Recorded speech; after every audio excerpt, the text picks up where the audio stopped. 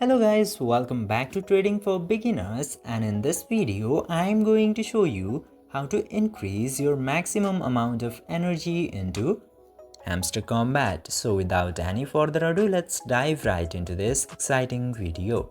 Now, in order to do that, you just simply have to open your Telegram at very first and open the Hamster Kombat into there. Now, after opening Hamster Kombat, you will get to see my maximum amount of energy is 3500.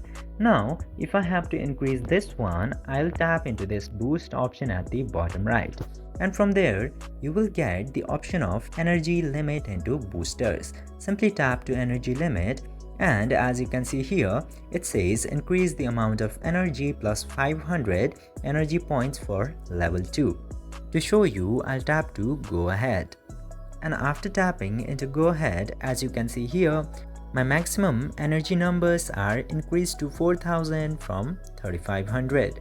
This way you can also increase the amount of maximum energy capacity into your Hamster Kombat. I hope this video helped you. If yes, don't forget to like, share and subscribe to the channel to never miss another update. Thank you for watching the video.